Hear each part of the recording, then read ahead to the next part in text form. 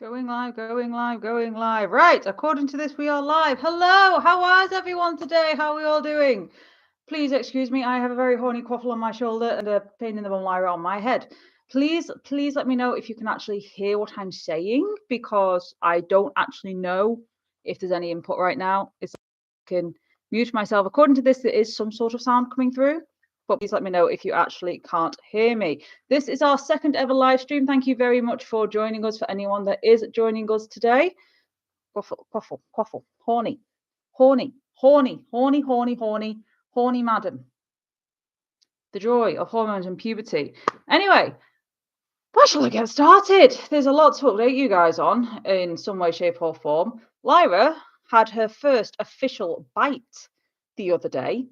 She actually bit one of us. She bit Jason for the first time ever. And it really, really shocked us because it was a really bad bite as well. She really took a chunk out of his finger and it didn't stop bleeding for quite a while. And not only did she take a chunk out and it not stop bleeding, she then tries to start a fight with horny honks here. No, we are not doing the horny during the live. But yes, not only did she bite Jason, she then tried to start a fight with Quaffle, which was like, why? Because puberty and hormones, they're great. This is what you can expect. This is what a lot of people don't actually seem to realize when they first get a Pionus Parrot, is that when hormones kicks in and puberty kicks in, a lot changes and a lot goes wrong. But we're going to discuss that in a minute. First of all, hello Sophie, hello Zach TV. How are you both doing today?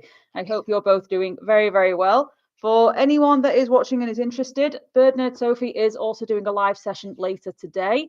I can't remember what it is you're actually chatting about though, Sophie, but Sophie's lives are really, really good and usually very informative. I will be there as well if you want to come along and join us in that live chat with Sophie too. Hello, Joseph. So much changes. Yes, so much changes with little Pionuses when they go through puberty, isn't there? Madams. Just the usual chaos with the flock with Sophie. I'm very good, thank you, Sophie. How are you today? I am better. I'm a little stressed, but I'm stressed for multiple different reasons. There's several things going on. Anyway, as we were talking about Lyra and puberty, where the hell do I start? It started when she turned about 18 months old. She's coming up to 2 years old now. And we're still monitoring the puberty because puberty obviously it takes place for about a year to 2 years, just like most dogs do go through. How is Lyra? We're discussing that now, Zach. Don't worry. All good here for you, Sophie. Glad to hear it. But yes, Lyra and puberty, it started around 18 months when she started the territorial dancing, which is where they all fluff up and put the wings out and start strutting around their cages. And it's been progressively growing since then. She's got more of an attitude now. She's squaring up to Quaffle a lot more. She's not backing down when Quaffle tries to start fights with her. I say starts fights. Quaffle just tries to scare her off. She doesn't want to fight. She's just like, get away from me. Go on, feck off. And Lyra's now not backing down and starting to fight back, which is challenging in many ways, especially when you have Lyra on your head and Quaffle on your shoulder. And Quaffle has just sat there all nice and chill, minding her own business. And then you'll just feel Lyra, because we obviously can't see her when she's on her head, but we can feel her leaning over, getting ready to go, nyah, Quaffle. And then they start a little beak squabble. And it never turns into a fight. It's always just a beak squabble, like a disagreement.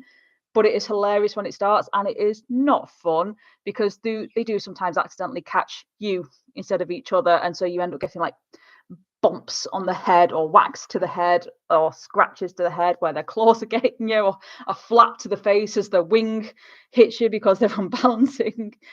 Oh, but going back to Jason's bite, this is how we start that bit. Lyra's puberty is really coming into full swing right now because basically she's becoming very territorial of Jason. And we had to test this theory because the bite happened on Friday, I believe, because I was at work and Jason was actually at home resting, and he was training with the girls. So we always do training at the same time to make it a positive experience, try and build friendship and bonding and all that kind of thing. And while he was doing training, he was asking for the under over where they flip around the rope, and they both did it. And as he treated both Quaffle and Lyra at the same time. Quaffle took hers like a good girl, didn't you? Lyra, on the other hand, nabbed him and ravaged his finger before then turning on Quaffle and going absolutely savage on Quaffle. He managed to split them and separate them, and thankfully no one was injured.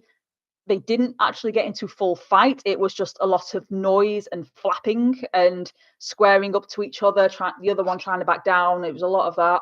And then we separated them. They had a bit of cage time to calm down.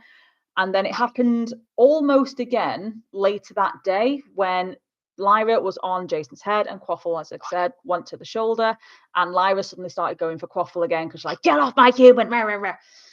It's been happening a few times. Lyra has become very protective of Jason because Jason is her human. He is her human, and there is no changing that bond. And they were having none of it. Oh, the fun of hormones. Yes, Tara, they are fun, to say the least. Another thing that's been happening with her is she's become more territorial of the cage. Anytime we move the cage, say for cleaning it or for cleaning the area underneath the cage, as you can see, we've done today. It's actually clean for once because we literally just did it this morning. But she has, anytime we move the cage, she starts doing the territorial struts up and around the cage. If I try and exercise, heaven forbid I try and exercise, she goes mad. She starts dive bombing me. She starts strutting along the door. She'll strut on the cages. She'll strut on the stands. And then we have this little madam here who just likes to horny honk on my shoulder all goddamn day long. But you're past puberty, aren't you? You're actually a good girl. She's past puberty. She's past all of that nonsense right now. Minus the horny honking on the shoulder, because just like Jason is Lyra's person, I am Quaffle's person. So Quaffle wants affection and attention from me right now. She doesn't want me to be on live. She wants affection and attention from me, typically. Joseph, I heard rearranging the cages will help with aggression. It does not. It can. It does not. Not in Quaffle's case, anyway. I'm not sure whether that's true or not. Nope. If it's across the board in most species. Hello, Arzu from Germany. Good to see you, my friend. Well, thank you very much for joining us on the live. In regards to moving the cages, apologies if you're struggling to hear me. In regards to moving the cages, it does sometimes help. It's very much a bird by bird basis. For Quaffle, it doesn't help. It does not help in any way, shape, or form. For example, Quaffle is highly territorial of her bed cage, especially at this time of year. We actually have to lure her out, and I do that with my phone. She hates my phone, despises the phone. Like, phone? Yeah, bite to kill the phone. She hates the phone, especially near her bed cage. So if she's in extra grumpy mode in the morning because we've had to get her up slightly early or something else is going on, I literally tap my phone on the entrance of the cage and she comes raging out in order to actually attack the phone. So I can close the cage, and then once she's not in the cage, she's fine. She's nice and calm. But in the cage, if you try and put your hand in, she will bite you. And that's just her hormones. That's territorial aggression, because as far as she's concerned, her bed cage is her nest. And we have tried putting those cages in a different room. We have tried putting those cages on the opposite side of the room. We have tried getting rid of the bed cages altogether. It doesn't change the aggression or territorialness when it comes to Quaffle in any way, shape, or form. She is highly protective over anything she deems her cage, including these ones over here at the back. We actually moved the grey one over to the window over here at one point because, again, Quaffle was being highly territorial and highly grumpy of those cages in that corner. So we tried just splitting the cages to give Lyra a sense of safety. What have you seen? Lyra a sense of safety, and it didn't make any difference. She was still territorial of this cage in this area. So from personal experience, it doesn't necessarily help the aggression. Sometimes it does, sometimes it does not. It depends. Oh, got lots of comments coming in from here. Arzu, lovey hearty, I love your top. Tara flew to attack my 9-year-old daughter this morning. Oh, naughty Tara, just because she wanted to ask me something and give me a hug, and Tara was on my shoulder. Tara is beginning to hate everyone else but me. That is one of the biggest downside of hormones and hormone season, unfortunately. Best thing I could suggest to do there is try and help your daughter become a more positive experience. So, for example, maybe your daughter can actually get involved more with Tara, spend more time with her, interact with her more. Or if Tara is showing that sign of territorialness while with you or on your shoulder, before your daughter tries to hug you or give you any sort of attention, just send Terra away, just for your daughter's own safety, or teach her station or something along those lines. Bird nurse Sophie'd actually probably be a really good one to check in with on that one, because she's very, very, very knowledgeable on that sort of stuff. Whatever works, that's right, Joseph, I agree. Brilliant, fantastic to hear, Terra. Hello, Jeannie, how are you doing? From the US, good to have you on here today. And hello from New York. Hello there, sweet and petite. That is a very long way. I hope you guys are doing well over there in New York. Anyway, that is a brief catch up with what's going on with Lyra's puberty. I will be making a video about it at some point. I'm still monitoring it for now, because currently Quaffle's puberty and Lyra's puberty were very different. Quaffle was very much more grumpy, angry teenager. Lyra is more sweet and innocent until she gets grouchy. So Quaffle, horny honking galore. Lyra, again, sort of the hidden ninja that's developing a bit of a sassy attitude, as Jason calls it. Jason calls her the sassy one now. Quaffle's the grumpy one, Lyra's the sassy one. Anyway, we did actually have some questions. I apologize, I can't remember who asked which question, but we have had some questions prior to this live starting. Best temperatures for outdoor free flights. That depends completely on the bird, your area, and what they are acclimatized to be honest. With new flyers, like new flyers, probably no colder than 12 degrees C. I'm not too sure what that is in Fahrenheit, because we use degrees C here in the UK. I would convert it, but I'm not too sure what the conversion is from Celsius to Fahrenheit. So if you want to Google what 12 degrees C is in Fahrenheit, that should hopefully give you your answer. That's the very coldest you want to be out in. Anything between 17 and 20 degrees is ideal. However, that's not the only factor you need to consider when it comes to weather. You also need to consider the wind, the cloud coverage. You need to consider gusts and the speed of the gust. You need to consider the level of your flyer. There's a lot that goes into what the right kind of weather is for free flight training outdoors. But when you're first getting started, when you're just taking your bird out and desensitizing them, then you want the lowest winds possible in the day, ideally below 5 miles an hour, below 10 miles an hour at a push, depending on what area you're going to. But temperature wise, no colder than 12 degrees C for a new flyer that isn't acclimatized. Heat wise, it's a case of, again, what your bird is acclimatized to and what they're used to. I personally wouldn't take them out anything above 24 degrees C, but that's just because here in the UK, anything above 24 degrees C can get stifling hot. And monitor your bird. Always make sure there's shade available in hot weather. Always make sure there's somewhere cool for them to go, plenty of water, etc., like the common sense kind of things. But temperature is a complicated one because it's not the only factor you need to consider when it comes to weather. Temperature for water for showers. That, again, is a bird-by-bird basis. But Quaffle, for example, prefers slightly colder showers. Lyra, on the other hand, prefers much warmer showers, which is dangerous considering too hot can actually burn them. Ideally, you want it around room temperature or just a little bit warmer than room temperature. I know some people have commented about the water in some of the videos with Lyra in being literally steaming. And that is because steam baths for Pionus is very, very good. So 9 times out of 10, when I'm in that water is actually warm enough to steam, but it's not hot. It's not scalding hot. And I usually have it on a spray mist.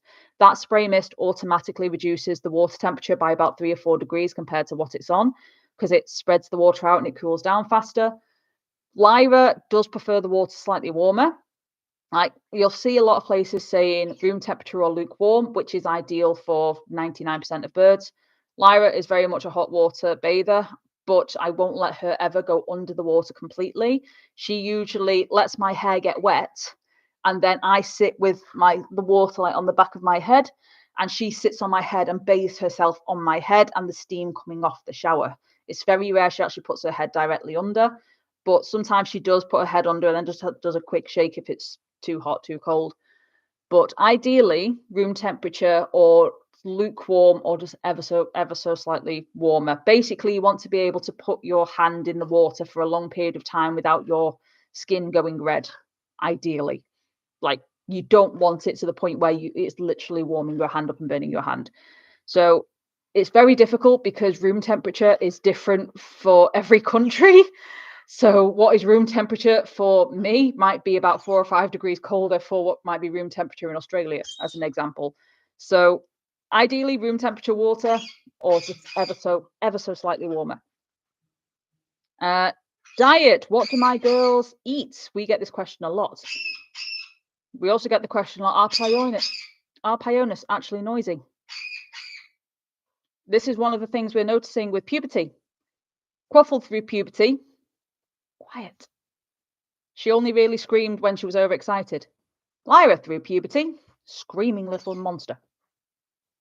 She'll go on screaming sprees for like half an hour straight. It's deafening. We've had to apologise to our neighbours so many times. Back to the question. Diet. What do my girls eat? They actually eat Tops pellets, fresh chop, and Mikey and Mia's dry mix, along with some sprouting seeds. So they get a varied meal throughout the day. They start the day off with some fresh sprouted seeds, or pulses, which again is just a sprouting mix that we buy generically for parrots online. Then they have a good overheat tablespoon of Mikey and Mia's dry mix, which again, they absolutely love the dry mix. And the Mikey and Mia dry mix is pretty good for Pionus. It is slightly high in sugars or high in fruits, but the girls absolutely love it. We've not had any issues with it so far. They have been absolutely fantastic, and they're in fantastic quality and condition. The vets have given them a full bill of health. Everyone compliments on their high quality feathering, so it's working for them. And then Tops pellets, just for the added vitamins and minerals that they may not necessarily be getting in their dry mix. And then at the very end of the day, we give them fresh chop, which can be a variety of different things for whatever we've got in the fridge that day. So sometimes it's bell peppers, sweet potato, broccoli, kale. Like, it's literally whatever we've got in the fridge that day, just all blended in together and then sprinkled around. Sometimes they get chunky veg, so they'll have peas, sweet corn, carrots, broccoli, green beans mixed around. And the reason we actually feed the fresh chop or the fresh veg at the end of the day is due to flies. Because if we try and give it out in the early end of the day, we usually find it's got flies or fruit flies or something surrounding it within minutes, and which we don't particularly want them landing and laying eggs and everything all over them. So we take it away pretty quickly. Whereas at the evening, at the end of the day, there's a lot less flies around. And we found that by giving it at the end of the day, the flies just don't turn up. So by the time the girls go to bed, they've had plenty of time to eat their chop and their veg, and it's safe enough for us to take it away before any flies or anything actually get access to it, which is great. So that's the general gist of what my girls get through the day. And then obviously for training, they have chopped up almonds, chopped up pine nuts, and sometimes chopped up cashew nuts, but they are restricted due to the Pionus's sensitivity towards protein. Had a few more comments. What was the comments say? Hello from Indonesia. Wow. Hello indeed. I'm probably butchering the pronunciation name. Juwita? I am sorry. I probably am not pronouncing that correct in any way, shape, or form. But hello, it's wonderful to have you here today. My Pionus is biting me when I train him. What should I do? Why is he biting you? If he's biting you when he's training, what's the reason? What's his body language? Is he fluffing up? Is he showing any signs of discomfort or anger? Is it something maybe you're wearing? Do you have nail polish on your fingers? Are you wearing gloves? You have to work out the reason for the biting, because the biting may not necessarily be you. It could be something in the environment. It could be something they're not comfortable with. It could be something you're wearing. It could be the way you're looking. It could be something you've got in your hand. Hint, hint. Literally, there was a time when I actually had to go through a lot of desensitization training with Quaffle with the phone, because if I tried to train Quaffle with the phone in my hand, she would just jump off the cage and lunge at the phone. And because she couldn't attack the phone, she'd then attack my hand because my hand was holding the phone, or the phone was in my hand, because she got jealous over the phone. This was the reason she was biting me. Another scenario we've had with Quaffle, for example, when we've been training, is she met one of my friends, and my friend had just had her nails done. And she'd met this friend 100 times. She loved this friend. She thought this friend was wonderful. This friend did her nails for the first time in 6 months. Quaffle bit her. because she got her nails done. The only thing different. She didn't like the nail polish. We've also had a scenario where we've had to train the girls wearing gloves, or the girls have tried to interact with us when we've been wearing gloves because we've been cleaning the cages, for example. And Quaffle goes absolutely crazy towards blue nitrile gloves or blue latex gloves. She hates them, despises them. And even us, her loving humans that she adores and would never do anything to and never harm if she could, she would physically maim and murder us if she caught us wearing blue nitrile gloves. I'm not even joking. She despises them. She has bitten Jason so many times when we've been cleaning their cages and wearing these blue nitrile gloves. She hates them. So find the cause for the biting.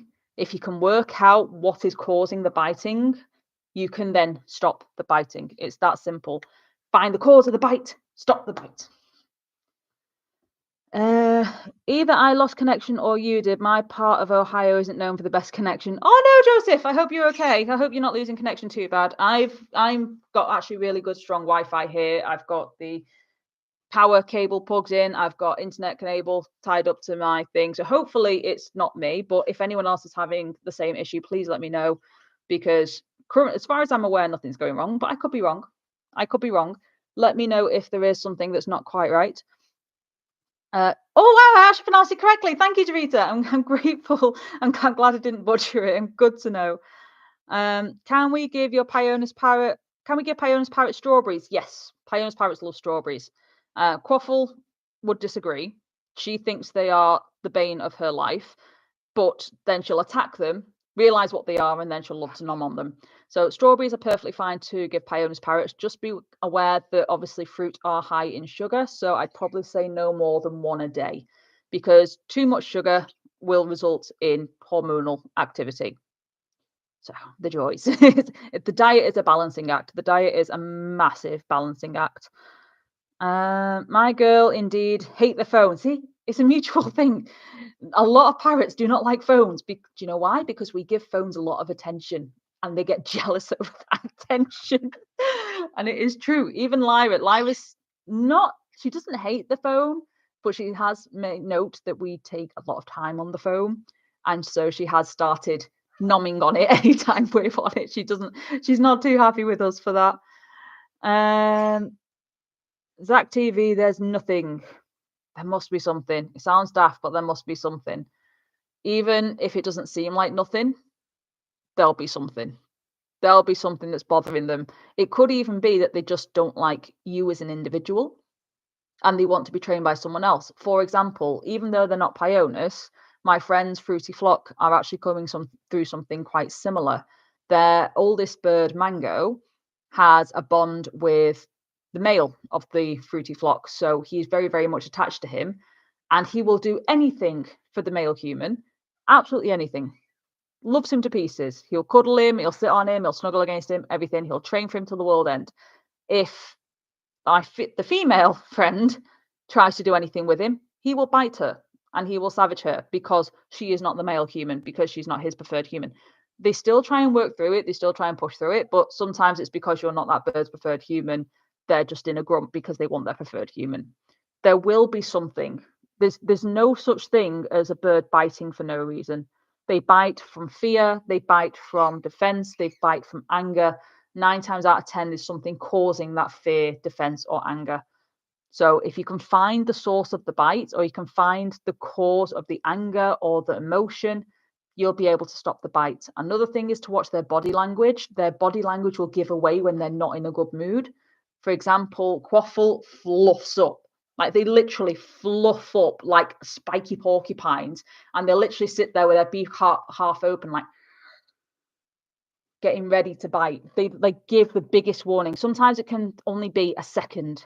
Sometimes it can be 2 seconds. Sometimes it can be 3 seconds. But they will always give a slight warning before they are about to latch on and before they are about to bite. And there will always be a reason. You just need to try and work out what that reason is. And it can be very long-winded. It can be very complicated. It can be the environment. It could be the fact that you're training them at the cage and they're being territorial of the cage. It could be the fact that they're not comfortable in the room. It could be the fact that there is a can of Coca-Cola sat across the room and they've seen that can of Coca-Cola and it's made them angry. I'm not even joking. It can be something like that. If you can find out the reason for their anger or the reason that they're feeling like they need to bite or that they need to lash out, you can then work out the source of, or you can then work out how to stop the biting by removing that source. Some parrots do also bite due to pain. So if they have a foot injury and you're asking them to step up, sometimes they might bite because they don't want to step up because they don't want to experience pain, or they've put their foot on you and that's caused pain. That's why they've bitten. So there's multiple different things that can cause it. They never bite for no reason. They never bite for no reason. So hello from Texas. Hello, little angel. I have a 10-year-old rescue female Electus. Nice. And a 2 to 6-year-old green cheek. Who were originally a breeder pair. All three doing amazing. That's fantastic. They sound wonderful. I have to admit, I did consider getting an Eclectus before I went for Pionuses. Like before I even learned about Pionuses, before I even knew what they existed, I was tempted to buy an Eclectus. I love Eclectuses. And I have to admit, I do like my friends green cheeks as well. They are cheeky little monsters. It was your connection, Josie. I hope you're okay. Our crimsons can see their reflection in the screen of my phone, which equals rage. Yes. See, it can be something as simple as that. So, the very first time Quaffle bit me, actually, the very, very first time Quaffle bit me was because she saw her reflection in the mirror. And she thought it was another bird and she was angry and she was trying to show off. And actually, she was going through puberty at the time. And she was trying to look big and angry and scary for this bird that she saw across. She couldn't reach the bird because at the time she wasn't a confident flyer. So instead, she just threw her beak down to bite the thing that was between her feet, because that can be a show of, I don't know, big, strong, scary bird. I don't know why they do it, but if they can't physically get to the bird to start a fight, sometimes they just go to whatever it is between their feet and just start destroying it, which at the time was my finger, and it hurt and it bled a lot. So there's always a reason. There's always a reason. It could be, where are they? I don't know where they are. They should be here and they're not. There they are. It could be this. I'm not even kidding. They could be biting because they can see their reflection in your glasses. It could literally be that. You'd be surprised at the stupid little things that can cause them to bite. It's ridiculous, literally ridiculous, the amount of things that can cause them to bite. Sweet and petite, so true. Which part? I've lost track of where we're up to. Biting is always a last resort. It is indeed. So if they bite you quickly, it's because you've ignored their signs. Not necessarily ignored, but sometimes you can miss their signs. Sometimes, especially new Pionus owners don't necessarily know the body language straight away. I do want to do an entire video based on Pionus body language, but it's very, very difficult to try and capture the little bits on camera when it actually takes place. It's very difficult to try and get the footage for that. So hopefully that might be one I can do later this year or next year. I do want to do a video on Pionus body language, but new owners don't tend to know the body language. So it's difficult to see and understand the body language if you don't actually know what it is. So that's always fun. But yes, 9 times out of 10, they do bite as a last resort because they have warned you. Pionus parrots in general are very, very, very good at giving a lot of warning before they bite. So take a very, very, very close eye of their body language and you might have a chance of knowing what it is that's caused it. Where was we up to? I'm not sure internationally, but it can take a while for them to learn body language or what they tolerate. Yes, puberty is also a nightmare because puberty, like teenagers, is when they're going through mental as well as physical changes. So, like, you can ask any medical examiner, their brain goes through a massive change when anyone goes through puberty, be it human or animal. And that change can be so drastic that their entire brain chemistry changes. The same as happens with birds. Quaffle is a completely different bird now, or has been for the last year, than what we got her. Lyra is currently a completely different bird to what she was for the first year of her life. And she is still sweet and she is still a little angel, but she's a sassy little git right now, aren't you? Are you sassy? Are you sassy? Do you want some fusses? Do you want some fusses and the squitches? She wants the fusses and the squitches.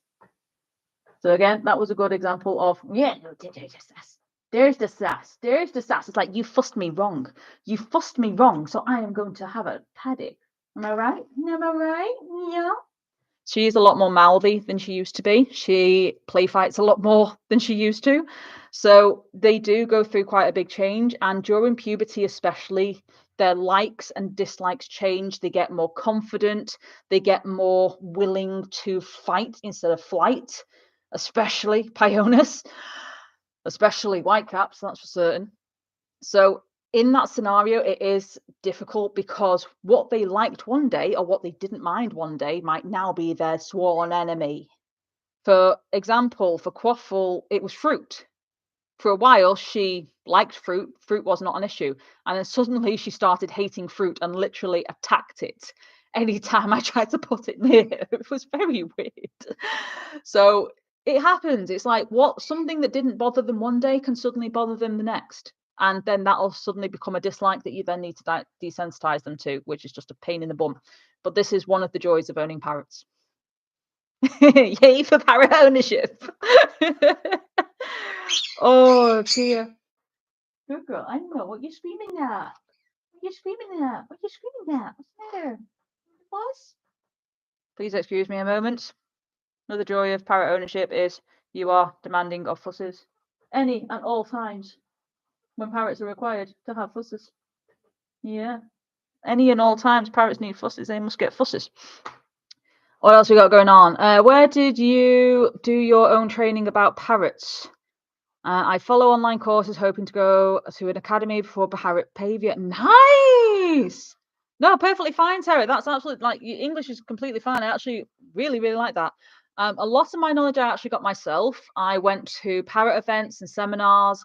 I watched a lot of already very experienced parrot YouTubers, such as Bird Nerds. Well, granted, Bird Nerds Sophie wasn't around as much when I first started learning about parrots, but Bird Nerd Sophie, the parrot teacher. I know there's some controversy about them, but Bird Tricks are extremely knowledgeable. I can't fault them on that. They do have a lot of knowledge. They do give a lot of good advice. So Bird Tricks is another good one.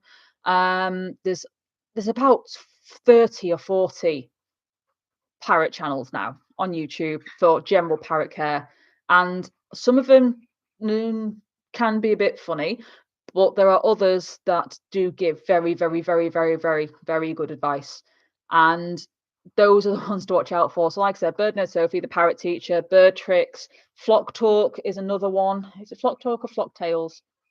I think there's both Flock Talk and Flock Tales. They're both really, really good for parrot knowledge. There's a couple of others that I used to follow that are no longer doing videos. Mikey and Mia used to make good content. Calm. She's getting excited because my energy levels are rising. But Mikey and Mia used to make really good videos. Shelby and the McCaw used to make really good videos. They don't make them as much, but they're still up there for people to see. Soaring Wings Flock as another one that made really, really, really good parrot content. So they're another one to go check out. I did a lot of studies and reading. So, for example, Guide to Pionus Parrots, more Pionus Parrots. That one's by Rosemary Lowe. That one, I want more. I want more parrot books. They're just the ones I have to hand. But a lot of books, old books, new books.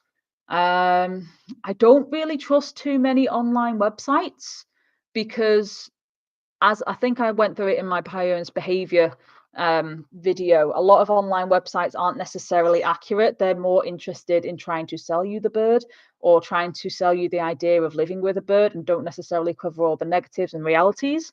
I find watching videos from parrot owners or YouTubers that have owned parrots and have a lot of years of parrots experience are the best to actually go for. Bird Nerd Sophie, as an example, she has actually got God knows how many qualifications in animal behavior and animal care. She's got, same with her partner David. They've just recently, correct me if I'm wrong, Sophie, but I believe you've just recently done a course on parrot behavior with some of the best parrots behavior specialists in the world, something like that. I know you've both just done a course on it recently.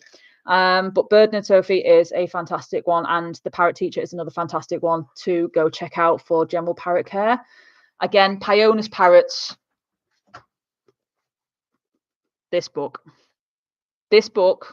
is a freaking godsend.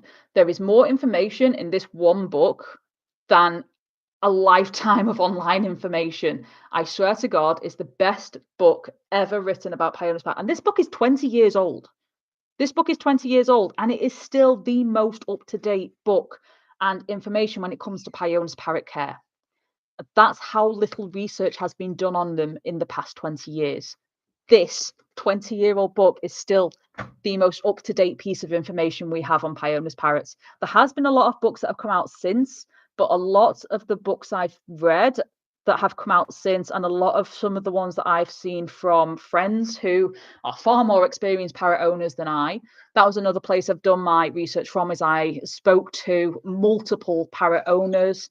I had quite an in-depth conversation with my parrot breeder, or should I say Lyra's breeder, about their personalities and their ownerships. I've had quite a few conversations with a few people in America that have a multitude of Pionus parrots and have owned Pionus parrots for decades. There is one person, I don't know if I'm allowed to say her name, so I won't say her name at the moment, but I want to have a massive in-depth conversation with her, because she owns about 5 or 6 Duskies and about 4 or 5 Bronzewings, and she's owned Pionus parrots for years. She's probably one of the most experienced owners I know, and she's such a wonderful person. And we've agreed that we're going to do a collab at some point. So she's actually hopefully going to come on my channel, maybe on a Skype call, something like that, and we're going to discuss Pionus parrots that way. So we don't know when that's going to happen. No idea. But hopefully that will be coming at some point. So I'm very excited to have a chat with her about all of that. But yes, that's where I got a lot of my education and research into parrot ownership in general and how to care for parrots. Hope that has helped in some way, shape, or form. Do you have any recommendations for weighing scales for my parrots? My girls weigh different. Weighing scale? Do you mean what weight they should be? Is that what you mean? My girl's weight differs 3 to 4 grams every day, 2 days. Makes me think I should be bringing her to vet. No, not in the slightest. So Pionus parrots are naturally heavier in compared to their body size. So, for example, my friend's green cheeks are actually not that much smaller. They're less than half the size of my girls, approximately, or about half the size of my girls, and they weigh nearly 150 kilograms, 150 grams less. And like when you compare that size to that size and the weight is over double, you're like, But Pionus parrots are naturally more stocky. They have, or they should have, a lot more muscle. So they are naturally slightly more, or expected to be slightly heavier compared to body size.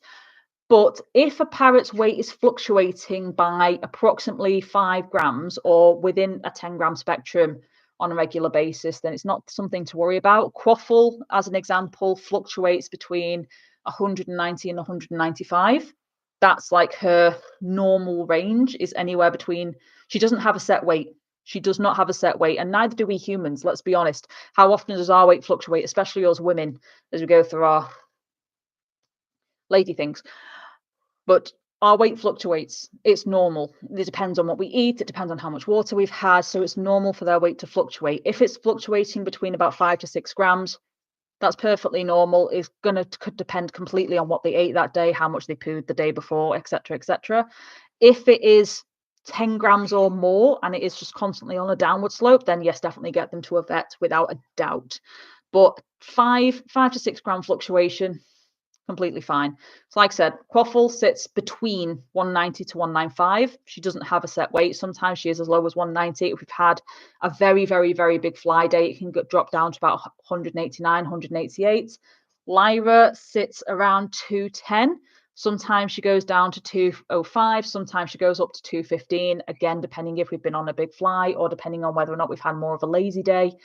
So it varies. It really does vary. But if they have an average weight, so say their average weight, like Quaffle, is about 193, 194, and it goes up by about 5 grams or down by about 5 grams, they're fine. That little fluctuation is natural, it's normal. Anything more than that, and it keeps going in that direction, then start to get worried. That's where you really do start to worry about their weight. The reasons for biting, thank you. Hope that helps, sweet and petite. Pickles loves me without my glasses on. KLP will try and attack me if I take them off. There you go. There's a great example of the glasses. Why on earth did we choose to share our lives with these guys? I have no idea, Sophie. I have no idea why we decided to do this. Don't get me wrong, it's fun, but there's a lot of negatives to be about being a parrot owner. Let's be honest, there's a lot of negatives to it. Please for the body language and different sounds as well. I will do my best. I'll give you a little bit now. You hear that burring sound that Lyra's making?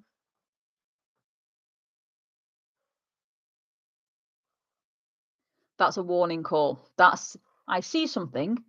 I don't know what it is. I'm a bit cautious of it. It might be dangerous. It might be not. I'm wary of it. I'm letting you know it's there. That's what that burring noise is. She's seen something. She's not too sure if it's a danger or if it's safe. So she's just saying there's something I'm cautious of. There's something I'm not sure of in the area.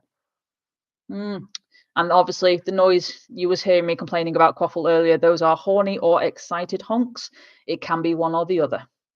It could be because she's feeling horny and she wants to get it on, which is where she was starting to rub herself on my shoulder before I took her off. But when she's just sat on her perch flapping her wings, that can be excitement just because my excitement level's rising and she's then rising her excitement level to match that. Yeah. Do you agree? You having a stretch? Stretchies, okay. Where am I up to? I've lost track. Sorry. What do bronze-winged Pionus like? I can't believe I'm about to say this. What do English people like? What do American people like? What do Indian people like? What do New Zealand people like? What do Japanese people like? It's a very broad spectrum.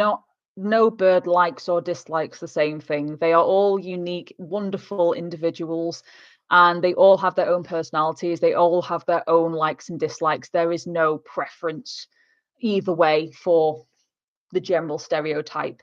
They like what they like, they dislike what they dislike. Each bird is an individual, and there is no in between. There is no middle ground, unfortunately.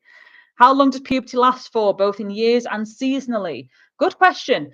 Puberty, well, two different questions actually. Puberty is just like teenagers. So they go through their baby child stage, they go through the teenage years, which is puberty, and then they reach the adult stage, which for humans is like 23 years and above. I think 21 years and above. I can't remember the exact mathematics of it. For parrots, or as an example, dogs go through puberty between the years of 2 years old and 3. No. It's younger than that. 1 year old and 3 years old. 1 year old and 3 years old for dogs. Pionus parrots, because obviously every parrot species is different. They all have different age lengths, and because of that, they all go through puberty at different times, different stages. And for Pionus parrots specifically, their puberty tends to be anywhere as early as 18 months old and as long as 3 years old or 3.5 years old, depending on when their puberty first hit. Lyra was an early pubescent, so she started around 18 months, and that's when it started to develop. Now she's in full puberty swing, so she's in full teenager mode right now. Quaffle started puberty when she was about 20 months old, because we got her when she was about 1.5 years, and it started about 4 months later. So she started about 20 months old. Her puberty didn't stop till she was about 3.5. So we're expecting Lyra's to be about the same. We're expecting Lyra's to be around 3 years old when her puberty stops, but we'll cross that bridge when it happens. As for hormone season is something that takes place every year without fail. So just like us females, we have a monthly cycle that we have to unfortunately go through every month without fail. Parrots go through hormone cycles. Depending on the country, depending on the weather, it can affect the cycle slightly differently. It is mostly seasonal. So Pionus parrots tend to kick in their hormones around early February. It can vary. Some will start as early as late July. Some won't start until late February. Quaffle didn't start kicking in until about late February this year. Lyra was kicking off in January. So it starts around anywhere between late January to end late February, early March. That goes through until about now. So they've just started calming down. And a lot of my friends have actually been saying the same about their parrots. Their parrots have been calming down as well, which has been wonderful. So we're now in the lull where the hormones are still peppered. They're like peppered all over the parrot's body. They still show up now and again, but they're not anywhere near as severe as they used to be. And then I believe they kick off again around end of May, all the way through to September, or it can be as long as September. Quaffle's hormones last year went from end of May all the way through to the end of October. Now that's an extremely long hormone season. But I also again had friends saying the same thing, that their birds were unusually hormonal for a long period of time last year. So I don't know whether or not the change in weather and the change in climate has actually been affecting it, but that will happen every year without fail. The best time of year for parrot owners, without a doubt, is November to January, because there's no hormones. Unless you're feeding a very, very high protein diet or a very high sugar diet, in which case you've got hormones all year round, because your bird is in the belief that it's spring because there's lots of abundant protein and sugar high food. So yeah, be careful. Protein and sugar is essential, or protein and fruit, natural fruit sugars is essential for their diet. Too much will make them think it's spring and it's breeding season, and they will go crazy. So just FYI, be careful with the quantity of protein and sugar you have in their diet. So yeah, that's fun. that's very fun. Oh, so how long? Oh, I've just asked that one. Thanks. I watched them all. Oh, wonderful, Tara. They are fantastic channels. They are wonderful channels to follow. I thought about starting a parrot for Jardines. Do it. I actually don't know any Jardine specific YouTube channels on YouTube right now. Like, granted, expect it to be a bit like My Girl's channel. So My Girl's is Pionus Parrot specific, so we don't have a very large audience. So don't expect to grow fast, don't expect to grow quickly if you are doing it specifically about Jardines. But if you then start expanding and doing into general parrot care, you might start getting a little more trickle in. But definitely, there's not enough information about Jardines out there. There's not enough information out there. I don't actually know of a single YouTube channel that's Jardine specific. So if you want to give it a go, by all means, go for it. I'm looking for so long with that book, I can't find it anywhere. That's because it's only available in one place.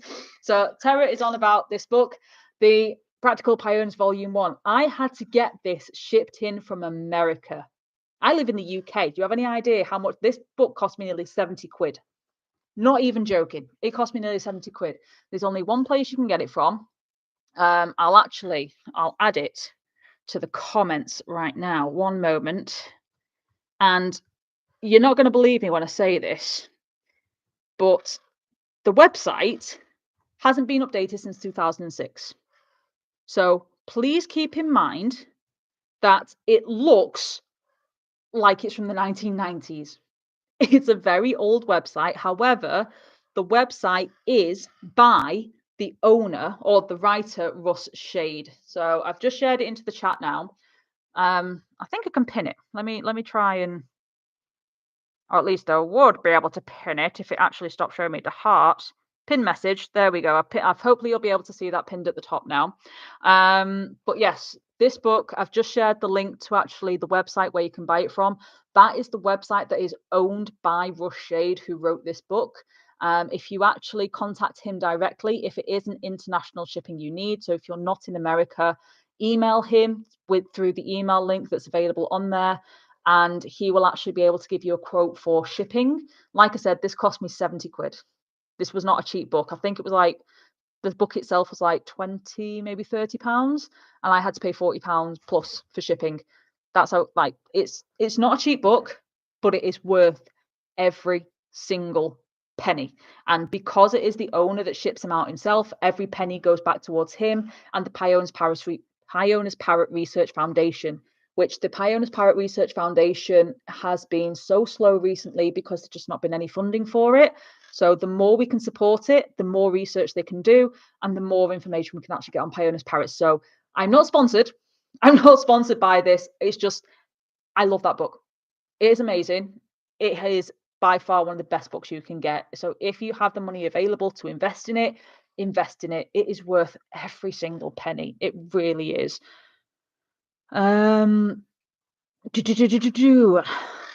David completed his, there we are. So going back to Bird Nerd Sophie and the Parrot Teacher and their qualifications. David completed his LLA Applied Behavior Analysis with David's Dr. Susan Friedman, who is a world-renowned psychology professor. It was an awesome course. So there you go. Bird Nerd Sophie and the Parrot Teacher just recently did, David the Parrot Teacher, I'll get my words right one of these days, and just completed his LLA Applied Behavior Analysis with Dr. Susan Friedman. So he is definitely someone to check out when it comes to parrot behavior. So while I didn't know there were online courses, yes, there is quite a few online courses when it comes to parrot and animal behavior. There's actually quite a few now, but definitely try to find one by someone who is actually quite renowned or well-known, etc., etc. Yes, make that Pioneers video with the Pioneers lady. Hopefully we'll get around to it eventually. I mean, the tools currently I'm using regular cooking weighing scales. So northern, I don't know what country you're in. Sorry, Indonesia. Indonesia? Did you say it was Indonesia you're from? We got our scales from a parrot manufacturer. But in all honesty, any scales, like any kitchen scales, are fine. And then you can actually buy a little wooden stand for the parrots to stand on. You basically just put that stand on the top and like turn it to 0 and then place your parrot on top. Cooking scales are the best ones for it because they do the lower grammage, but scales are scales. I know that sounds really stupid to say, and I'm sorry that it sounds stupid to say that, but cooking scales are perfectly fine for weighing your parrots, so long as it is only for weighing your parrots and you're not putting food and anything else on there that can then affect the biology, so you have to clean it and everything else. So I have a specific cooking scale. Is it down here? 2 seconds.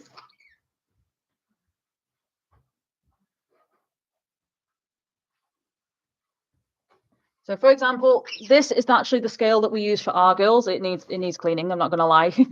But this is literally just a kitchen scale, a round kitchen scale. And then this little standy bit, which is actually attached to it, we got from Northern Parrots, which is a parrot supply store here in the UK. And that literally just attaches to the top of the scale. And that slides on top. That's it. It's just a regular kitchen scale. So kitchen scales are perfectly fine for weighing them. Terra is around 230 grams. Oh, she's on the chunkier side, but to be fair, again, Pionus parrots are slightly heavier in their looks. This is something that makes me laugh with Pionus parrots actually, because as an example, white-crowned Pionus, we're being very specific in what we call you these days, aren't we? White-crowned Pionus are meant to be between 200 to 220 on average. Quaffle's 190. She's on the smaller side. And how your parrot was brought up in its youngest years, so how much food it got as a baby, how it developed in the nest, whether or not it was younger or older of the siblings, will affect its weight in its adult life. Fun little fact for you there. So if your parrot was, for example, the runt or the youngest one of the clutch, there's a chance that they're actually going to be one of the smallest ones when they grow up, and they're not necessarily going to be at the bigger, heavier weights. Lyra was technically the runt of her and her 3 brothers, and I believe her brothers are actually slightly bigger than her and heavier than her, but she is still much heavier than Quaffle. She is an extra 25 grams heavier than Quaffle. So it's one of those. Your parrot will find its own adult weight naturally, and then once you have found out its average median weight, then watch for the fluctuation. Again, it might go down by 5 grams, up by 5 grams, but the fluctuation will be there. But it is fun. How often do you weigh them? It depends on who you ask. We weigh them every 3 days, approximately. So, or if we are concerned, we had a bout not too long ago where we were a little bit concerned that Quaffle's poos looked a bit runny. So on that occasion, we did weigh her every day just in case. But turned out she was fine. She was just drinking a lot of water. So we weigh our girls every 3 days. If you watch Bird Tricks, they recommend weighing every single day without fail, which can work and it can't work at the same time. So again, because of the weight fluctuations, it may vary. So it's not always accurate because it will depend on what they've eaten and stuff the day before, the day after. You're chilling. So it's up to you. I personally recommend weighing at least 2 to 3 times a week, because at least that way you've got a good median to go off as to what they're weighing. And always weigh very first thing in the morning before they have eaten or drank anything, and after they've had their big morning poo, because again, that's what you'll know, that's the most accurate weight for them. I know this is not recommended, but I would love to see Gaia, my girl, play along with my dog. Any recommendations on this? I have literally no recommendations on that, unfortunately. I'm not completely against birds mixing with dogs and dogs mixing with birds, but you do have to remember that dogs are predatory animals, birds are prey animals. They don't typically get along well. And on top of that, it does depend on the individual dog. All it takes is for that parrot to nip the dog on the tail by like in play, and for that dog to spin round and whack their paw on top of it, and before you know it, the bird's squashed. So unfortunately, I also don't have any dogs myself. So I don't know how to recommend that, unfortunately. I'm really, really sorry, Joita. I've got no recommendations for you there whatsoever because I don't have any experience in it. And again, I don't know the situation. I don't know enough information about Gaia. I don't know enough information about your dogs, their level of prey drive, their level of interest in Gaia, their reactivity or their response to surprise or their response to biting, their response to tugging. There's a lot of factors that you need to consider before introducing two animals together, before even introducing two dogs together, let alone an animal of predatory and an animal of prey. So there's so much you'd need to think about before even going near that theory. So I can't recommend anything because I don't know enough about the situation at hand. What food do ponds wings like and what can we give them? Again, same scenario. They like what they like. Every bird's an individual. And Lyra, for example, Lyra and Quaffle have different preferences in food. They have different likes and dislikes. What Lyra likes isn't necessarily what another friend of mine's bronze wings like. For example, Lyra goes mad for sugar snap peas. She loves them, but she will bite your hand off if you try and give her, or if you give her coconut. She loves coconut. My God. In the Mikey Mia dry mix, there's shaved coconut that comes with it, and she will literally grab it before Quaffle and run at high speed in a completely different direction. And it is hilarious because she'll literally grab it and run so the Quaffle can't steal it from her. They like peas, they like sweet corn, they like their treats, pine nuts, almonds, cashews. They like, which granted they only get like tiny chunks of that.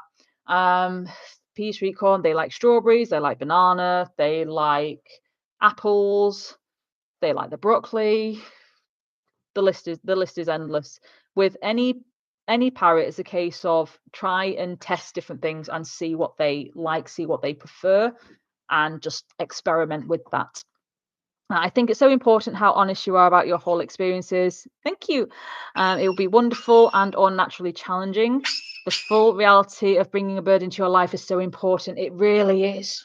It really is. And I do try and be as open and honest as I physically can, which is so difficult because you have to be so careful about what you say because you don't want your words to be misunderstood and taken the wrong way. Because I've had a lot of people commenting saying, "Oh, you've really inspired me to get a Pionus," and like, a part of me is like, I'm glad. But I don't know whether or not you've considered the whole circle. So I'm not really like I'm happy that someone has that my videos have helped someone make a decision, but I'm then also worried and scared because parrot ownership is not for everyone, and Pionus parrot ownership is not for everyone. Like parrots in general are difficult birds. They are really difficult birds to look after and live with, and especially because you can't go on holiday. No, there's no such thing as a holiday. Also, I apologize. I talk a lot. I found this out the other day. I talk a heck of a lot. So yes, but I do try and show the positive and the negative, and there is a lot of positives to living with parrots as pets. There's also a lot of negatives to living with parrots as pets. As an example, my whole house is covered in poop, and no matter how hard I try to clean it, it still ends up covered in poop. It's everywhere. Oh, I clean daily. It's still covered in poop, no matter what I try. It's like this chair. I don't know. Like, look at that. I can't get that off. I have scrubbed this. I have bleached it. I have trashed it. I cannot get the poo stains off this damn chair. I need to get a new one. So, like, yeah, living with parrots is not for the OCD cleaners. That is for sure. Where am I up to? Crosby is watching and calling. Oh, hi, Crosby. Quaffle, you have an admirer. You have an admirer. You gonna say hello to Say hello, Crosby. The tiniest little wave. The teeniest, tiniest little wave. Yes. Larry, were you going to give waves? No, you're just chilling. Oh, yeah, you'll snap that on my fingers, won't you? Oh, dear. Oh, bless. I'm glad he's enjoying it. I'm glad Crosby's enjoying it. I have seen the website, but I don't trust it. You can trust it, Tara. I know, like I said, I know it sounds dodgy as hell, but it's the genuine website. It is the genuine website. It looks dodgy as hell. I avoided buying this book for 6 months because that website looked dodgy as anything. But it is the genuine website. They've just not updated it since 2000. Like, I think it might have been before 2006. They've not updated it in nearly 20 years. So it doesn't look like the typical website we're used to seeing in the 21st century. So it looks like it's from the 1990s because they've not updated it since the 1990s. But I promise you with all my heart, I would not share that link if I didn't know it was the genuine website and that it was Ross Shade's actual website. So I did a lot of research. I did a lot of digging. I made a lot of contacts. I did a lot of emails to make sure that that website was genuine. I promise with all my heart, it is genuine. It is Rush Shade's actual website. You can actually go onto different links and go into the Pionus Parrot Research Foundation page and everything else. It is the genuine website. I know it sounds dodgy. I know it looks dodgy. Believe me, I know it looks dodgy. I put off getting that book for 6 months before I finally went for it. I promise it is the real one. It really is. And it's it's one of those. I feel so bad. It's like it's weird. Like this person on YouTube is sharing this website to this dodgy page. It's like it looks like a scam. Like it's genuinely not. That is genuinely the website where I got my book. It's genuinely the website where I got my book. It's funny as anything. I live in the Netherlands, so we'll be around that price, but it is worth it. It's worth every penny. Do Lyra and Quaffle have very many words that they say? Are Pionus Parrots clear talkers or birdie voice talkers? They're definitely birdie voice talkers. Quaffle does say, "Who's a good girl?" But she usually says this when there's something new in the area or she's very, very tired. Very tired, usually close to bedtime, and she's getting a bit stroppy because we've not put her to bed yet. She'll start coming over to us and saying, "Who's a good girl? Who's a good girl?" Like literally, "Who's a good girl? Who's a good girl? Who's a good girl?" Lyra copies a lot of whistles, so she can wolf whistle. She can go. No, she's not talking to me right now. She's in chill mode. But they whistle. They mimic a heck of a lot of whistles. They mimic a lot of high-pitched noises and calls. Why are you shouting at me? Go on mute. Shh. No new noises. But they mimic a lot of whistles. They mimic a lot of high-pitched whistles as well. So if you actually whistle a song to them, there's a chance they'll learn to whistle that song back. A bit like cockatiels in a way. They do have a very gruff birdie voice, but not all Pionus are big talkers. Most Pionus aren't big talkers. You'll find a few Maxis. What have you seen? You're complaining at me now because I tried to talk to you. You'll find a lot of Maxis are fairly okay talkers, depending on how much they love their human. Because basically, the more they love you, the more they'll try and mimic you. If you build a language with them, they'll try and copy that language to try and communicate with you better. So, Quaffle, you don't really mimic very much, do you? You have your own communication. Yeah. Yeah. That's her confirmation, if you will. It's actually quite weird. If I say to Quaffle, "Is it time for training?" and she fluffs like that, I know that means yes. If I say bedtime and she fluffs like that, I know it means yes, it's time for bed. No, we're not going yet. There's hours yet. No, we're not doing training either. You already had training today. So there you go. That's her word for training. Training. So, oh dear. Sorry. Drinking. Shouldn't be drinking. No, we're not doing training. No. No, we're not. But yeah, you'll pick up quite quickly what they mean by the different whistles and sounds. You can technically teach them different whistles mean different things, but stereotypically speaking, they're not big talkers, and they definitely have more of a birdie voice. Pionus in general are more gruff, deep talkers. So yeah, they don't really have a very clear voice in any way, shape, or form. Some do. I have seen videos of some Pionus that literally go hello and stuff like this, but it's very rare. There is a Pionus, a white crown Pionus called Featherbrain on Instagram. So search Featherbrain on Instagram. He's quite an avid talker. He likes, especially when he's angry, especially when he's grumpy, when his owner's been at work all day and she's first come home. Featherbrain's got quite a few videos on their Instagram of him talking in his little grumpy voice. So if you want to have an idea of what a Pionus parrot's talking voice sounds like, go check out Featherbrain on Instagram. You'll get a damn good idea. My understanding is if you see a 10% drop in weight, you need to pay attention, but please seek advice from an avian vet. Yes, very, very, very accurate, Jean-Pierre. Very accurate indeed. So yeah, like I said, anything more than like 10 grams, I'd start to be a bit cautious, but anything between a 5-gram fluctuation, you're fine. But yeah, if it's a 10% drop, which for quaffle, a 10% drop would be 20 grams. That's a lot. That I would have already got her to a vet by that point. So if quaffle goes down to below 85 grams, that's when I would start getting her to a vet, because she's not been that low since the day we got her. When we first got her, she was 180, but that's because she had no muscle mass. And the reason she had no muscle mass is because she wasn't flying a lot. And then when she put the muscle mass on, she went up by 10, 15 grams. But if she ever goes below 185, she's straight to the vet. If Lyra ever goes below 205, she's at the vet. So it's a case, once you know your bird's average, that's when you know what to look out for. But yeah, a 10% drop, a 10% can be a big weight drop for some birds. But yes, without a doubt, if your bird has gone down by 10% in weight, get them to a vet ASAP. Having had a rehome and a baby, do you prefer a rescue rehome or starting with a baby for free flights? I personally would only ever rescue or rehome, but only do inside reflight due to our life now. Well, it's one of those. For free flights, there's no correct answer. You have to remember, with a rehome, you have no control over its history and its past. With a baby, you automatically have that desire for them to want to be with you.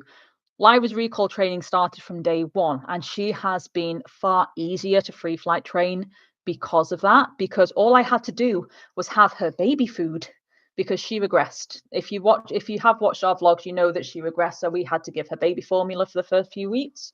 So all she had to do was see that syringe and she would run within a heartbeat. She was so easy to recall train.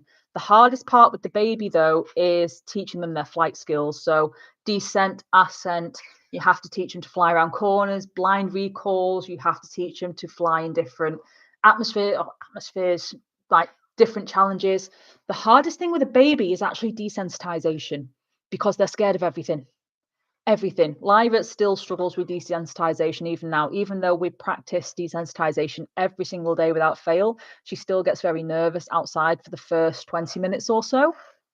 And even now you can hear her burring, because she now has a bit of beef with the local magpies after her little disappearing act a couple of months ago. She has a bit of beef with the local magpies now. But yeah, in regards to free flights, it's hard to say, because like I said, Lyra was easy to recall train. The hardest part was actually teaching her flight skills and then desensitization, because she's scared of everything. You'd think they'd be more confident if you introduce them to it young. Nah, it makes no difference. She's just nervous in general. Then Quaffle, on the other hand, the rehome / rescue, she was originally a rescue and then she was a rehome to me. She was actually very, very, very difficult to free flight train, because when she came to me, she had very, very, very, very, very, very, very little to no flight skills, because she'd been locked in a cage for 6 months prior to my friend rescuing her. And then she, you didn't get a chance to do much rehabilitation at my friend's either, did you? Because I think she only had her for about 3-4 months before she realized that it wasn't working out, because she was fighting with her other bird. And so, yeah, But she was very difficult to train because she had no flight confidence whatsoever. She had spent so long locked in a tiny dark cage that she'd lost all of her flight muscles, so that when she did try to fly, she just physically couldn't do it because she didn't have that strength. It would be the equivalent of me trying to do a pull-up after not doing a pull-up for 5 years. It's not going to happen, especially at my body weight. So the same thing that would have happened to me happened to Quaffle. Anytime she tried to fly, she just went straight to the floor because her wings couldn't support her. She physically couldn't do it. She didn't have the muscle mass and the muscle strength in order to do it. So because she just fell straight to the floor, because of the lack of muscle on her chest, she had slightly more exposed keel bone. So anytime she hit the floor, it was impacting her keel bone. So it caused pain. So flying became a fearful thing for Quaffle. So trying to actually build that up was really difficult. So we had to work on recall, we had to work on confidence building, we had to work on all of her flight skills. Once she actually built up the muscle to fly in a straight line, we then had to work on her ascent, her descent. We had to build her confidence with height because she'd already lost so much confidence with falling to the floor. However, in comparison, Lyra is a much stronger flyer than Quaffle is. Quaffle is a very A to B as fast as I can flyer because she still has that mental block or I believe that she still has that mental block in her head that tells her if I stop flapping my wings, I'm going to fall to the floor faster than a brick. Whereas Lyra, she is so confident and so comfortable in herself, she can literally hover above my head for 3 circles before landing. It's hilarious. She can stop in midair and spin around, and Quaffle has the ability to do all these things, but she's not confident in it. Lyra is such a confident flyer, it's ridiculous. She's nervous when it comes to the outdoors, but she's an exceedingly confident flyer. So, to be honest, neither is better than the other. Easier to train, without a doubt, but at the same time, not the greatest thing in the world because you also then have to go through puberty and the whole change of personality and everything else. So that also has its negatives. Then you have to consider for their first puberty, they might have that desire to try and find a nest outside and just go off on one. Whereas a rehome is usually already bonded. They've usually already gone through that maturity stage. So they're less likely to actually try and fly off and find a nest. They're more likely to come back to you because they built up that relationship. It's a very complicated question to answer, but personally, I would happily rehome again. I think rehomes are amazing, but I also won't knock anyone that wants a baby. I personally don't have a problem with people rehoming and rescuing. I don't have a problem with people having a baby. You getting excited, horny again? Off. But yes, there's a big thing on a lot of places with, rehome and rescue over buying, which I do agree with to some extent. However, you have to remember that rescues and rehomes do come with a lot of problems. They have a past that you can't necessarily change. They do have baggage. So if you are ready and prepared to take on that challenge and do that rehabilitation work with them, then yes, a rehome rescue is ideal. However, sometimes that might not necessarily be possible. You may not have the time or the skills or the knowledge or the experience to deal with that rehabilitation, to which case a baby may be better. However, then again, with a baby, you then have the problem with puberty, don't we? And a lot of owners, especially new owners that have experienced a whole year of this wonderful, sweet little angel of a baby that just wants their love and attention all day long, suddenly becomes vicious because they've reached puberty and they don't know what's going on and the hormones going crazy and they suddenly want to be territorial over the cage. And it can be a lot. Puberty is by far the hardest part of a parrot owner's life. Without a doubt. Without a doubt, puberty is the hardest part of any parrot owner's life. So I can't really compare the two, if I'm being really honest. Where was I up to? I've lost track. There we go. Noted with thanks, John Pierre. Why again every morning after 2 days? She understand the routine. Yes, they're very fast learners. They are very, very fast learners. I'm glad you woke up in time, Mixlap. Well done, darling. So I was going to adopt Pionus, but didn't see the post until it was too late. A friend said she didn't like the name. I should change it, but I don't think so because they're used to that name. Well, they are, but technically speaking, they're not. So parrots technically give their babies names every single time or from the moment they're hatched. From the moment they're hatched, they actually get a name from their parents, and we change that name the moment we become their owners. So the name's already been changed once. However, don't forget, you are a new owner. They are building up a new communication with you. They're building up a new relationship with you. I didn't change Quaffle's name when I got her because she shooted. She shooted? No, she didn't. She suited her name really, really well. I liked the name. I thought it was wonderful. I loved that name. So I had no problem with keeping her name as Quaffle. But she didn't necessarily recognize the name Quaffle because before Quaffle, her name was Sapphire. So her name's already changed twice. But she recognizes Quaffle because I call her Quaffle. So I say Quaffle, she knows I'm referring to her. I say Lyra, she knows I'm referring to her. I say Jason, then Jason knows I'm referring to him. Granted, he's not there right now. But I can call Jason about 7 different names. And each time he knows that I'm referring to him. Quaffle, Parrots are just as smart. Like, I could change Quaffle's name to Grumpy Arse. Sorry for the language, if I wanted to. And she would respond to that if I used it long enough. Because it's basically no different to teaching a bird a trick and then becoming acclimatized to the word for that trick. So if you want to change the name, go for it. There's no issue with changing a bird's name once you actually take them on. So if you like the name, by all means, keep it. By all means, keep it. If you think they'd suit a better name or you don't particularly like the name they've been given, then feel free to change it to something that you prefer to call them. Because at the end of the day, they can't really tell us what their actual names are. So you might as well use something that you can both understand. I have a bronze-winged parrot, but I cry because I can't speak English. Oh, bless you. I can't read your name. I really need to learn Korean better. Oh, I'm sorry. I really wish. I'm learning Japanese at the moment, and I really want to learn Korean. Korean is like my second, or technically third, because I'm learning sign language as well. But Korean's actually the next language that I want to learn. So I'm really sorry that I can't read your name right now. I think you've got an so I don't know why I'm even trying. I can't. I need my friend Simone. Simone knows a bit of Korean. I could do with her help right now. So I'm sorry that you can't speak English. I really wish I knew Korean better so I could put Korean subtitles on my channel. But hopefully one day I'll be able to put Korean subtitles on my channel for you. And I love that you have a bronze-winged parrot because I don't think they're actually that common in Korea, are they? Like parrots in general aren't that common in Korea. Or I could be wrong. I could be wrong completely. So that book is totally worth it. It is, without a doubt.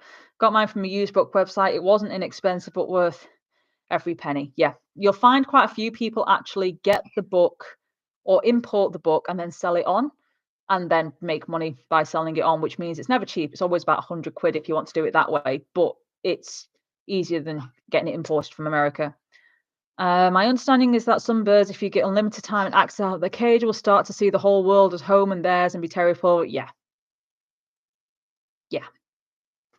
Perfect example of this right now is actually my friend's Fruity Flock, who are going through the same thing with their black-capped conure Ringo. He sees the entire bird room as his room and gets very territorial about it. So, yeah, whatever they see as their territory, they will get territorial about. Oh, so Zach TV is actually Zach the Pionus. Oh, that's actually quite cute. Have you got a channel? Do you have a channel? I might have to go have a look. So you've got a channel so I can follow it. Oh, he's still a baby. He's not even hit puberty yet. Oh, good luck. Very good luck. So my Kate Parrot says Alexa, as well as a lot of other words, but she's feeling tired or unsure. She'll say Alexa, which I think so. Yeah.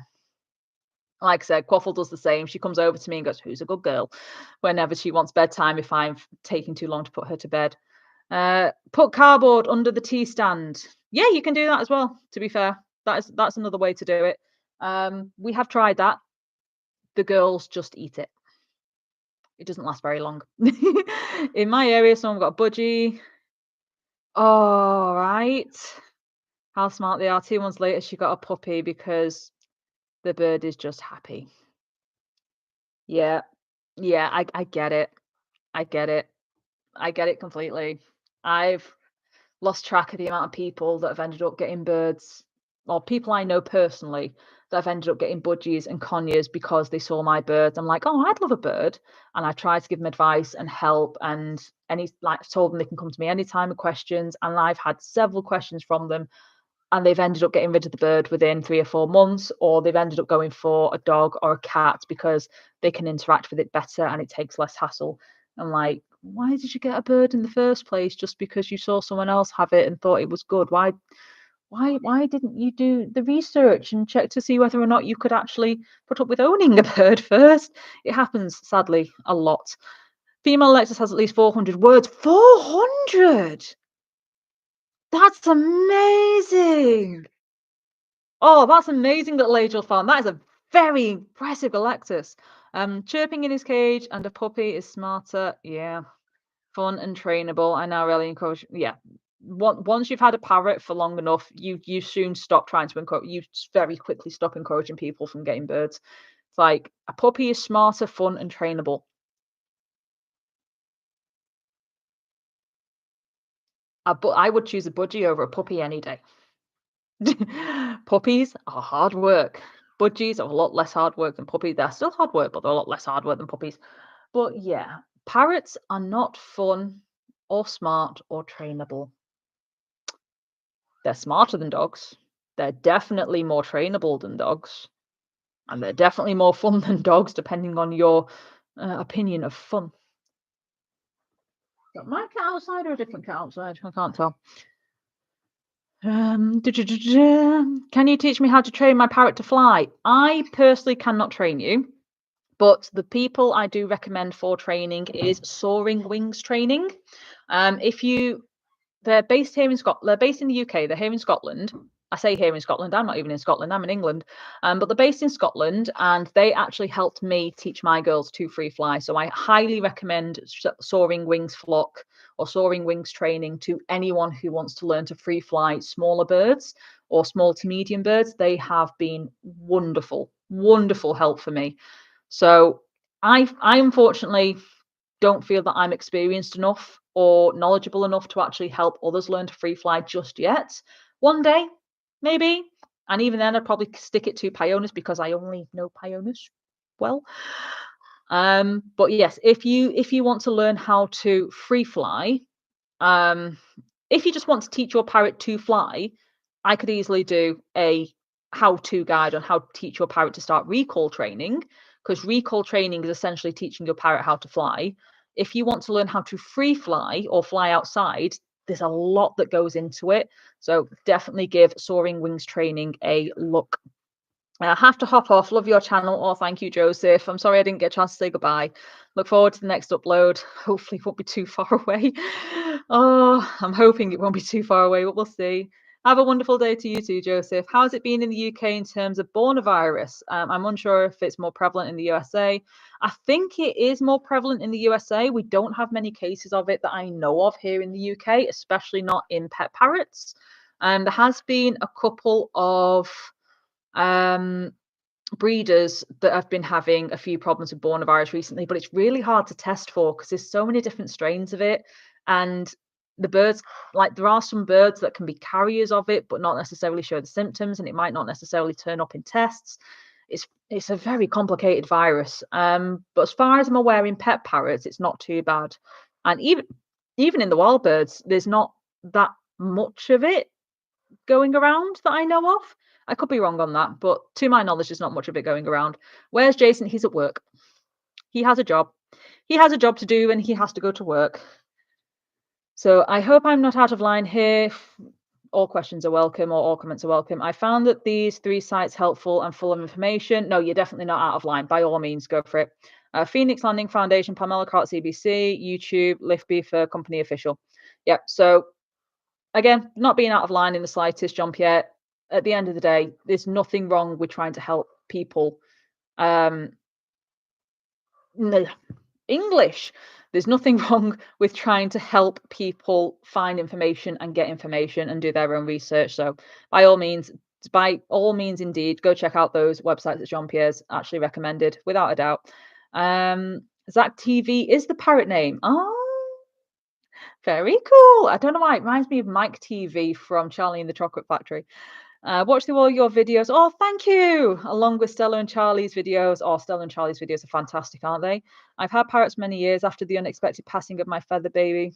I'm looking into a Pionus. Oh, I'm sorry for your loss, darling. I'm sorry for your loss, McSlap. But if you've had parrots before and you are an experienced parrot owner, then I never say no to knowledgeable parrot owners getting or looking into parrots. And Pionus are wonderful birds for those that have the knowledge and experience to do so. They are wonderful. I call the Practical Pionus the Pionus Handbook. Yes, a lot of people do. Surprisingly, a lot of people call the Practical Pionus the Parrot Handbook, and to be fair, so do I. It is literally the Pionus Handbook or the Pionus Guide. It is wonderful. A little outdated in some regards. Again, yes, it's 20 years old. What can you expect? But it is also slightly worrying that a book that's 20 years old is the most up-to-date book to date. How come sometimes the ring around their eye is white and sometimes it looks like a pink ring colour? Oh, good question, Jeannie. Have you ever seen an excited macaw? And I ask that question because a macaw's face, most of it is white. Like around the eyes, around the cheeks, around the face is white. When they get excited, blood rushes to that part of the face and it goes pink, or sometimes it goes orange, or it goes bright red. Pionus parrots are exactly the same. So the ring around their eye is their skin, the same thinness or the same type of skin that macaws have around their face. So when they get heightened or when they get excited and all the blood rushes to their face, that's when their eye ring starts going a different color, and their nose sometimes goes a different color as well. So for Lyra, bronze wings, their eyes tend to go redder when they're more heightened and more excited. Their eyes tend to go redder when they're more heightened and excited. Puffle's eyes are more of a peach, like pink, peachy white color. And when they get heightened and excited, they go more orangey. I'm sorry when I'm pushing you at the same time. The joys, the joys. Why do I have two parrots again? Why are you fighting me now? Why are you fighting me? I'm showing turns. Are you going to go help Squaffle? No, you're going down there? Okay. But yes, it's basically when they get excited or when they get heightened, when they get stimulated, when they get hormonal. It can happen sometimes as well. But yeah, basically anytime they get really super excited or overstimulated or over heightened, that's when their eye rings start to change color. It is the blood rushing to their face, which I find really cool because it's like, oh, you're so excited to see me. Or sometimes it can be, I've seen something, but it's made me angry. That's when you start to worry because again, it's with body language. You watch different parts of the body at the same time in order to gauge the overall activity or reactivity. Me too, puppy doesn't fly, right? Dogs are so one level. Birds are multidimensional. Had a buddy do that too. Got 7 different parrots because they saw my 7. Because I saw my commune wanted one. Got unfriendly pet store birds. Oh no. Oh, I hate it when people do that. It's like it's a nightmare, isn't it? Like people see it's like, oh, you've got a parrot, I want a parrot too. And then they go and just buy any old parrot, and then before you know it, that parrot's started in the cycle of they've already come from a bad breeder and now they've been sold by a shitty pet shop that may or may not have treated them well. And I say that because I do know some good breeders that sell to pet shops because their birds don't get sold or there isn't enough interest that particular year, so the birds do end up going to pet shops. But the good breeders that I know sell to good pet shops that do actually look and care for their birds, like Just for Pets in Coventry, or is it All for Nature now? They might have just recently changed the name, but there are some good pet shops, but there's very few. There's very few. Most birds from pet shops have usually come from bad breeders or bad backgrounds. Not all. There are, like I said, there are some good breeders that do sell to good pet shops, but they're very, very, very rare to come by. But yeah, to get 7 different ones because each one wasn't tame, it's like, oh. That's just like someone getting a puppy and going, oh, it bites more than I thought it would. Let's get rid of it and get a different puppy. See if that makes any difference. Like it's a puppy, of course it's going to bite. Oh. Yes, that's right. Puppy don't fly. Definitely be interested in recall training video. I will do my best to get a recall training video out soon then. Tell Jason we love seeing him too. He does have a tendency to just pop up randomly in the videos, doesn't he? It's actually quite fun when I've got my own personal YouTube channel that I do like fitness content on, and the amount of times he's in the background of those videos winding me up or doing silly things or making silly comments. It's like, Jason, he's so much fun. He's so much fun to live with. He's wonderful. I will tell him that you all love seeing him. I need to step off now. Thank you for having a great Q&A session. Oh, I hope you have a great day, Javita. Javita, I think that's how you say it. Hope you have a wonderful day. I'm glad you enjoyed it. Zach TV, watch it. Does that mean you have? I'm going to have to Google this. I'll Google that in a minute. I'm going to Google Zach TV after I've got off this live, because I actually am going to have to finish this live in a moment because Bird Nerd Sophie's live's about to begin. And been a rough month. Grandfather is passing. Oh God, looks like you're having a really rough time, aren't you? They found out. Oh, do you know what? I had a similar year back when I was 19. I'm talking a long time ago. It's really hard when that happens, isn't it? When you lose a family member and then you lose multiple pets at the same time. It's absolutely heartbreaking. But what can you do? I think I may have just had an Amazon delivery. I might have to go check that out in a minute. Wow, flusher colour is so cool. Yeah, it's really cool. I'm glad I found a breeder nearby. Oh, that is wonderful. That really is wonderful, McSlap. Anyway, I am going to have to go, guys. Thank you very, very, very much for joining this live. I didn't end up answering all of the questions that we got previously, so hopefully we can do another one in a couple of months' time. Like I said, if you want to keep watching and keep learning about Pionus parrots in general, go check out Bird Nerd Sophie. Her live has just started right now. Search Zach TV Parrot. I will do that in just a moment. But yeah, if you want to keep watching another live or learn a bit more about parrots or have a chat, then please come join me on Bird Nerd Sophie's live stream. I won't physically be on the live stream, but I will be in the comments chatting with everyone. So yeah, I'm going to go watch the Bird Nerd Sophie's live stream now and hopefully see you there. I hope you guys have enjoyed this live, and I hope to see you again in another one in the future. Thank you very much for joining us, and I will see you all again soon. Bye. Say bye. No, we're not waving goodbye today, apparently.